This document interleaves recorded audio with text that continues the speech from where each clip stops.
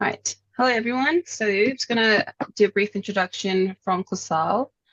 Kusal has had the pleasure of knowing Lisa since 2017, and in that time, she's shown herself to be not only incredibly professional and systematic, but also fantastic at building rapport with clients and colleagues alike. Lisa's been a valuable part of our team as both therapist and lecturer, bringing a wealth of knowledge in dietetics. Mhm. Um, yeah. But he's disappointed he cannot be here today, but the session will be recorded, and he's looking forward to catching up with her latest content. Please give a warm welcome to Lisa and make the most of her insights to enhance your own clinical practice. Welcome, Lisa. Hey, Lisa. Hi, thanks, Natasha and Kasal by proxy. What a lovely introduction. And thank you all so much for giving up some time on your Friday night. I will try and keep it relatively brief. I know you all have a million other things to do. And I'll give you some tips at the end of how to contact me if you have further questions or if I haven't answered everything by the end of tonight. But what I might do, if I can, is just share my screen. I've got some slides. I find that an easier way to kind of conceptualize everything. I'm gonna hope that it just works for me. Let me get it up now and present. Can everyone see? Hopefully it's loading. Got a thumbs up from Natasha. Those slides are on everyone's screen. Awesome. So I'll talk through these. If you have any questions throughout, please do yell out. This isn't a lecture, so just shout out as we go along. But yeah, first of all, I thought I would introduce myself. So my name's Lisa Stafford. I'm a dietitian. You can see a few of my credentials there at the end. So APD stands for Accredited Practicing Dietitian. So that's governed by the Australian body of dietetics. So I'm accredited to be a dietitian in Australia. I'm also accredited to be a sports dietitian and provide sports specific nutrition information. And I'm also an ANZ credentialed dietitian, and that means the Australian and New Zealand Academy for Eating Disorders. So I'm also an eating disorder and mental health dietitian. So I thought tonight I would give a little overview of my journey through Elite Academy. This is just a little photo of me and my bub. So I have come back to Elite Academy from maternity leave. So I had a year off. This is little Cleo. She's almost 15 months now. And this was a few weeks ago before my netball final, which we unfortunately lost. But yeah, she made it through the whole season with me on the sidelines, cheering me on. So sport is also a big part of my personal life and my professional life. Yeah, my journey through Elite Academy. So, as Kasal mentioned at the start, I started out in 2017, which feels like a lifetime ago. And I was actually the receptionist. So, I was doing AK's role before she came along. I was super fortunate out of my Masters of Dietetics to join the team, be part of the reception team, the admin team. I got to go on uni nationals as a team dietitian, so providing some nutrition advice to all the Melbourne Uni athletes, which felt very against my core beliefs as a Deakin graduate, but helping out the Melbourne Uni team. And I was the admin for the sports med team, so that was a really cool experience, helping to navigate doctors, physios, students, and myself, and getting everyone where they needed to be to help the team perform. In 2018, I took a bit of a break from Elite Academy to manage competing work demands. So I'll go through my work timeline so you've got a bit of background on what I've done.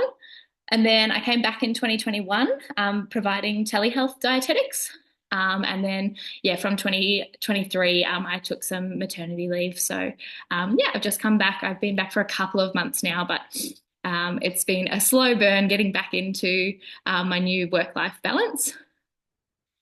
In terms of what I've done, so a few career highlights. I've had way too many jobs to list. It's gross every time I update my resume, trying to work out what is relevant and what's totally not relevant.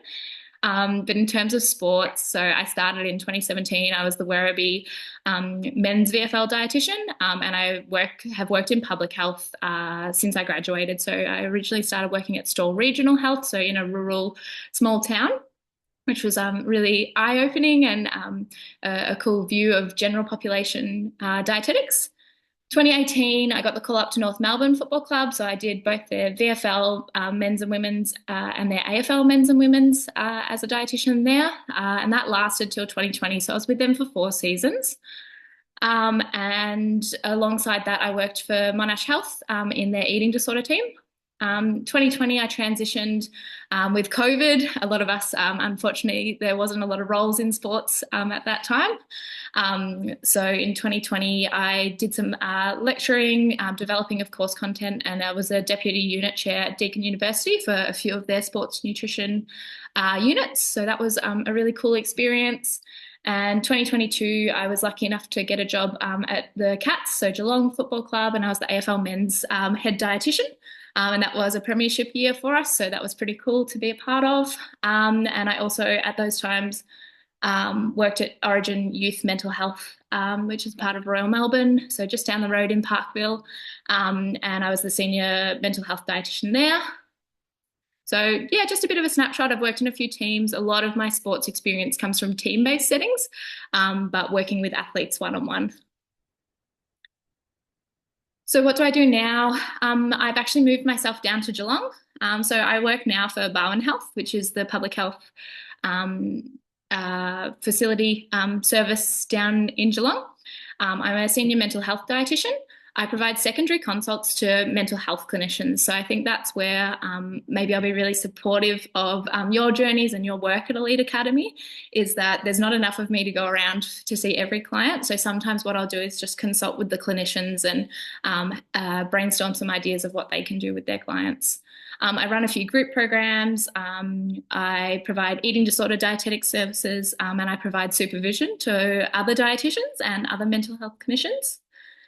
At Elite Academy, for the majority of my work, I've been doing quite a lot of eating disorder work, but I also work with athletes, and I also work with youth mental health presentations. So a lot of the time there is a big intersection there between being an athlete, having a really difficult relationship with food and your body, and a lot of young people experience that as well. So that's kind of my niche, my passion, and where my expertise lies. And obviously I have a new little family, so always navigating the balance of being at work and being at home. But in my family, we play football and netball and play dates and have appointments, and it's a really fun new chapter for me. So that's a bit about me and what I do. What I thought might be helpful, this page looks like a lot, so I'm not going to talk to every single point here, but I thought it might be helpful for you to know how you could utilize me, or what support I might be able to offer you and your work with your clients. So I want you to have a little bit of a think of anyone that you're working with at the moment and any goals you might have with them. So it might be rehabilitation, it might be strengthening, it might be working on particular muscle groups or something like that. A lot of the time, nutrition is going to assist in whatever your intervention is. So a lot of the time, whether it's inflammation, whether it's building muscle, whether it's improving endurance or capacity or speed or strength, nutrition can enhance whatever work you're doing with them. That's not to say that everybody needs a dietitian. Some people might be super confident and all over their nutrition and it's no issues, but sometimes it might be an extra boost or something else that they can look at to enhance their outcomes that they're getting with you. Other times people might have allergies, intolerances, medical conditions, physical health conditions, or a really poor relationship with food or really struggle with their food choices. And that would also be a reason for a referral to a dietitian. Now, I by absolutely no means think I'm an expert in every area. I kind of told you about a few of my niches and my passion areas. So if you have someone that you're just not sure about and you go, hey, they're looking for X, Y, and Z, you're welcome to bring that to me and I can go, oh, I know a fantastic other dietitian that specializes in that, that's going to help your client a lot more than I can. So I by no means am just telling you to refer everyone to me or refer everyone to a dietitian, but I'm happy to have those chats with you about what might be appropriate. So I've got here, and I can send this out as a resource as well. a bit of a flow chart for how you could ask some of these questions. So some of you might have done some screening tools before. I don't know if you've done nutrition screening tools before. This one's just a bit of a guide on a conversation, and it always starts with asking consent because talking about our food can be really difficult for people. There can be shame, judgment, fear, anxiety brought up by talking about someone's food. So always getting consent from your client first if they're happy to talk about it. And then you can go down that flow chart. So a question that I really like to ask is, do you feel confident and comfortable in what you're eating and drinking? Because those two things, no two people need to eat the same way. People could be really confident in what they're doing and it's completely different to recommendations or what they know. But if they're confident and it's working for them, then that's fine. If they're following every bit of advice that's out there on social media, they might be confused. They might not feel very confident in what they're doing, and they might want some extra guidance. So then just asking a few follow-on questions. So do they or do other people have concerns about their physical health? Or if they're not feeling confident, let's drill down into what their concerns are about. So are they physical health? So, metabolic conditions, diabetes, cardiovascular disease, allergies and tolerances, those kind of things. Are they related to their performance? So are they wanting to get better at their performance, or they're always injured, or they're always sick, or something like that? Do they have good access to food? Do they have good skills, cooking knowledge, those type of things? So finding out if they're those kind of concerns. And I've got some screening tools and screening questionnaires that I can send you if you want to do them. You don't have to, but sometimes to boost your understanding of nutrition, they can be helpful to have a look over. Some people's concerns are going to be related to their relationship with their food and their body. So we all have a relationship with food, with how we feel and think about food and our bodies. And this doesn't necessarily mean that everyone has an eating disorder, but we can get quite wrapped up in, consumed by, feel anxious and overwhelmed by our food choices. So again, there's some really amazing screening tools that you can complete with your clients as well if those concerns come up. Basically, from there, you can or don't have to do a screening tool. I've got another page here if you wanted to do a 24-hour recall, so just asking them in the last 24 hours, what have you eaten? There's some extra questions that you can have a think about, or you can ask the clients, so just some additional information to work out if a referral is warranted. And then you could ask for a secondary consultation. So I'll provide my email. It's just lisa@eliteacademy.com. But you're always welcome to email me and say, with consent from your client, that they're happy for you to talk to the dietitian. But hey, I've got this client and X, Y, and Z. They are trying to reach this performance goal and we're getting stuck, or they're constantly injured, or they're constantly sick. I wonder if you could have a look at their diet. Here's what they've reported that they've had so far, and we can go from there. On the bottom of that page, that's just a really quick snapshot, a reference for you of just the average intake for average Australians based off the Australian dietary guidelines. It's slightly probably lower in vegetables than what it needs to be, but that's roughly how much, a quote unquote average person needs each day. So if your person that you're working with is consuming nowhere near that amount, or they're an athlete, they're highly active, they're taller or larger than the average person, then that's not going to be enough food for them. And that might be part of the picture of why they're constantly fatigued, injured, not reaching performance goals, or maybe have some physical health conditions. And in the same way, if they don't have that balance, if they don't have food from all the food groups, including, enjoyable foods, Tim Tams, our sweets, our chocolates, things like that, if they have no balance across the day and across the week, there might be some issues there with how they're feeling about their food and their food choices. Is there any questions on that? I know it's a really big tool and I know that's a lot of information, but is there anything that seems useful to people or seems confusing to people about this?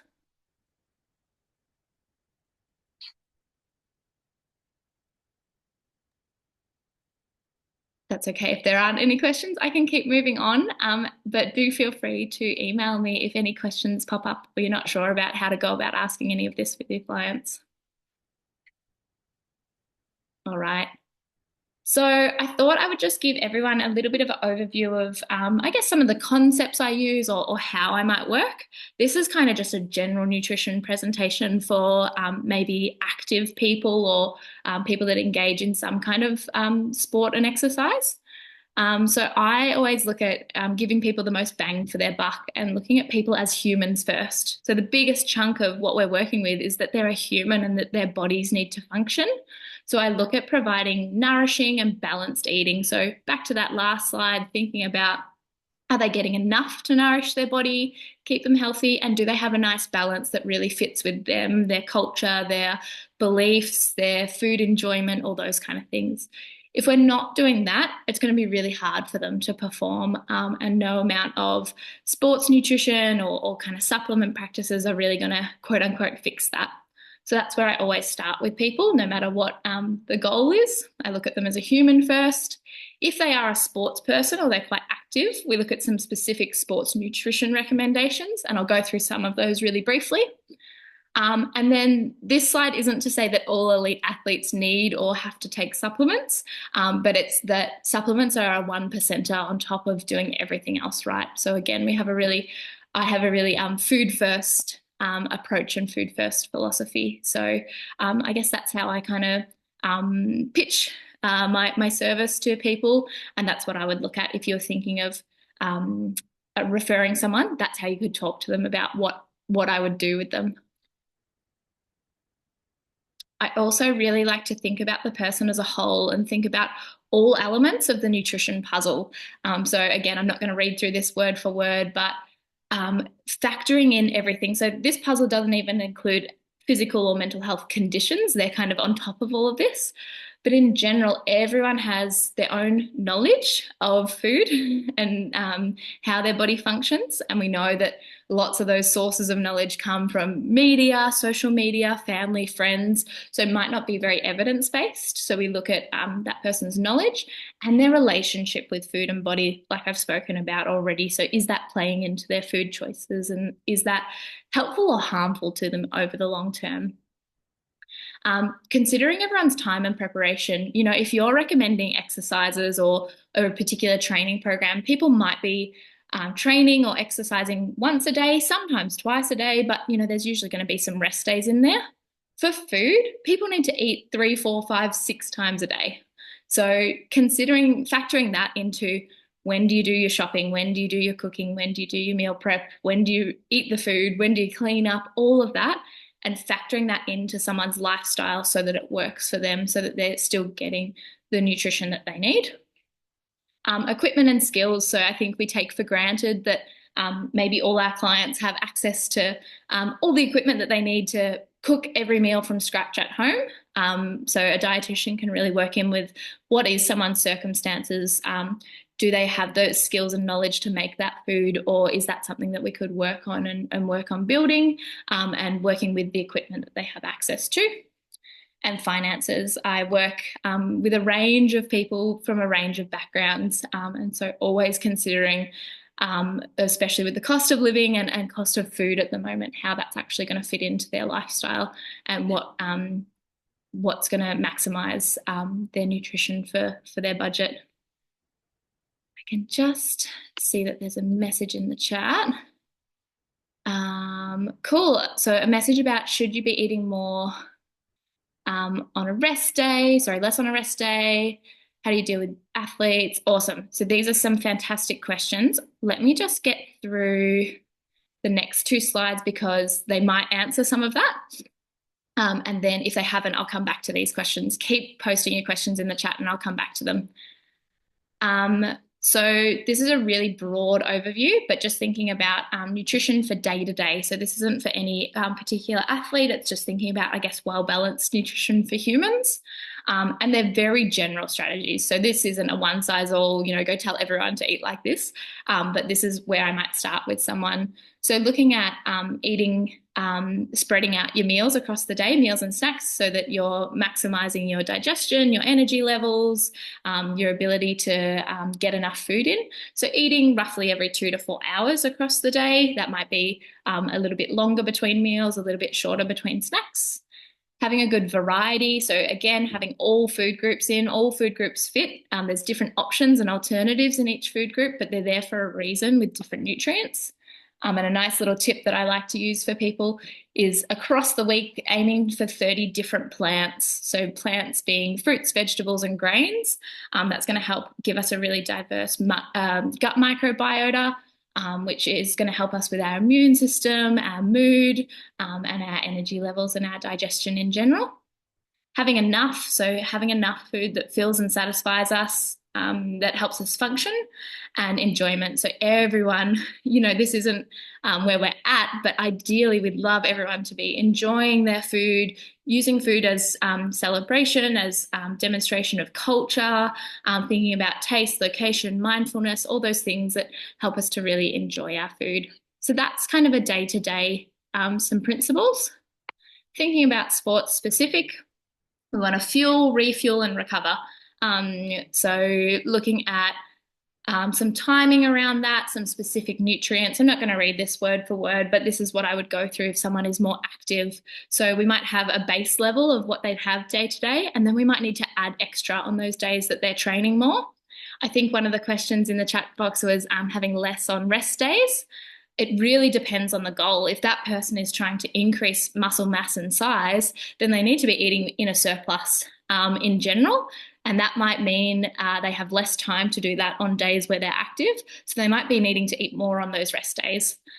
Someone else might be trying to lean down. And so we might be looking at where are we making those calorie deficits.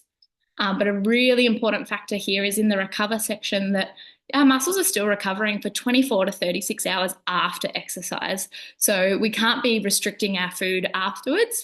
And actually, we still need those hits of protein, carbohydrates, healthy fats at those regular intervals for the next day, day and a half to really maximize those exercise sessions.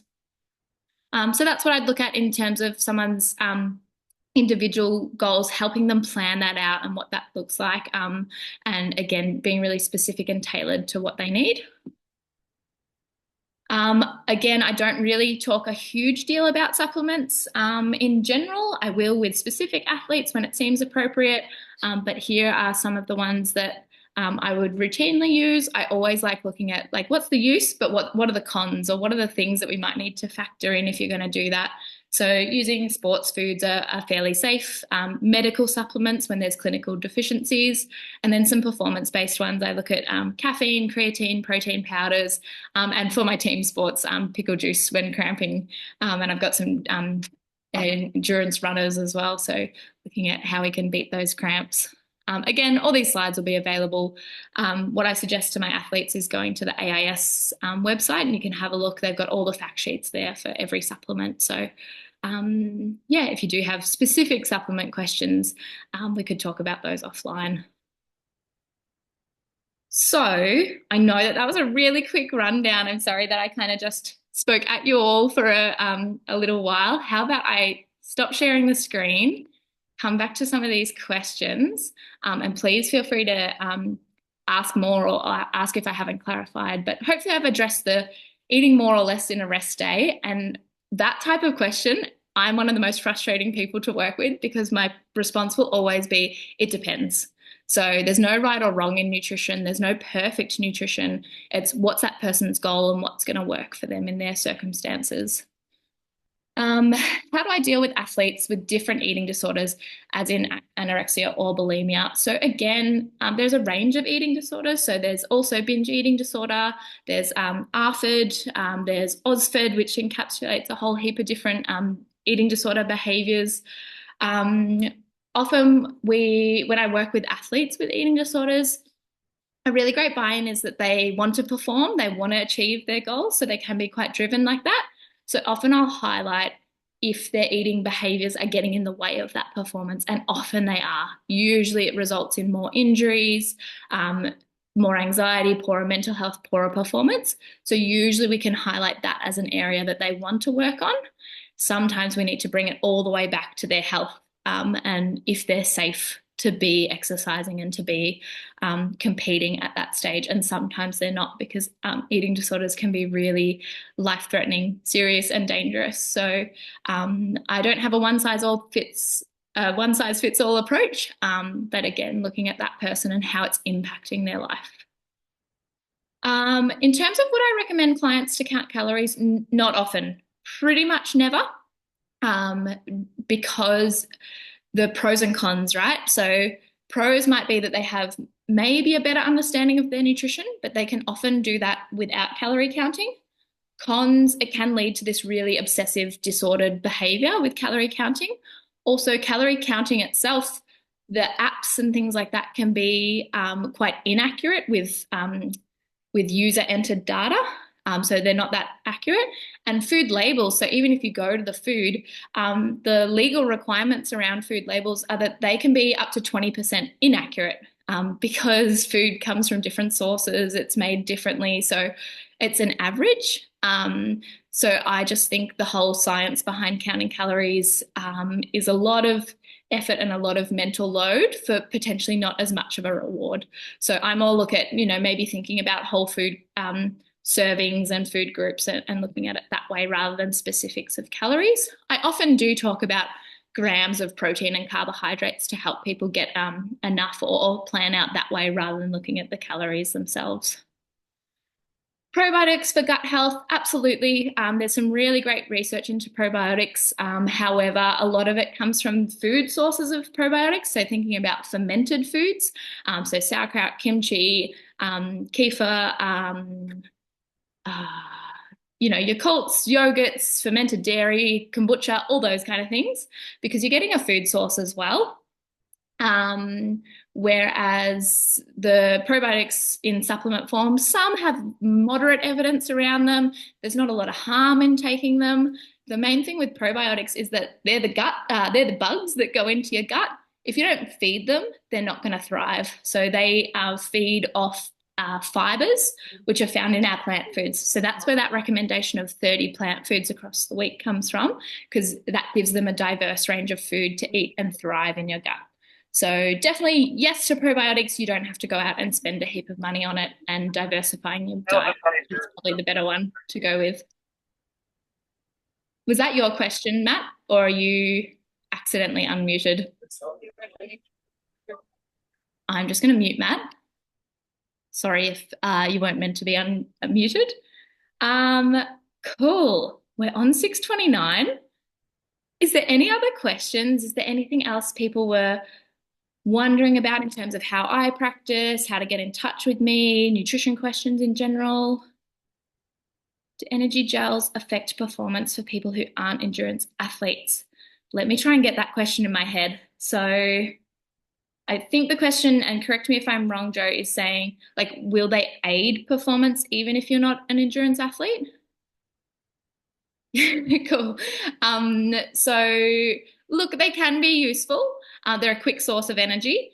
Any carbohydrate that we eat is going to be broken down into sugars that our body can use. So if we don't need that energy as rapidly, in terms of when we're exercising, if we're about to hit the wall, if we're about to burn through all our carbohydrates, so we need to keep that tank filled up, then it's probably not going to provide a huge benefit. I'm probably not going to have a carbohydrate gel sitting at my desk at work, because my body's going to have enough time and resources to digest my other carbohydrates that I'm having, because I can have my meals.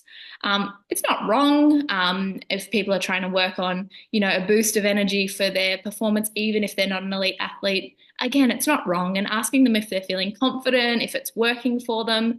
If not, that's when maybe a referral to chat about the strengths and limitations of supplements in general. Is animal-based milk a good post-exercise drink for recovery? All of my, not all, a lot of them were on plant-based diets or might have had lactose intolerance. 95% of my athletes all had chocolate milk post-games, just Big M or Oak or Rokeby Farms or some kind of stock standard chocolate milk. It was nothing special. In terms of nutritional content, it is absolutely a fantastic post-exercise recovery, because it has protein, carbohydrates, electrolytes, and fluids. So it literally ticks every recovery box. If you are on a plant-based diet, if you have ethical considerations for taking animal-based milk, or or it doesn't agree with you, absolutely there are other alternatives. It's not the only option, but it absolutely does tick all those boxes. And most people find it quite tasty and enjoyable. So it was a big hit at the footy clubs. I will hang out for one more minute if anyone has any other last questions. Your questions have been awesome, and I'm so happy to keep answering them. So, if these kind of things come to mind, or if this kind of session is helpful to think about, I'm happy to run another one. You could maybe submit some questions, and we could do some Q&A. But otherwise, keep me in mind. I have a busy life, so I'm not out here chasing referrals. But if there's people that you think could use some support, I'm absolutely happy to support yourselves and them. Thanks so much. And if that did bring up anything for anyone, if anyone does have their own challenging relationship with food in their body, there are extra resources out there. So thinking about things like the Butterfly Foundation, or you are always welcome to send me an email, and I'm happy to chat it through with you. Thanks so much. Thanks to the All right, thank Elite you. Academy team for having me, and thanks, Natasha. Yes. I just wanted to say thank you for running this session. Been it's been great because I haven't heard it from any of the dietitians that we've had so far. So it's nice to have this meeting. Yeah. Amazing. Yeah. Thanks so much. I know that our work doesn't always cross over as, kind of Yeah. physio dietitian. But I think if you look from the client's point of view, there's so much crossover that we can do. So absolutely. If Yeah. questions come to mind, send me an email. Awesome. Thank you. Thanks, everyone. I'll stop recording.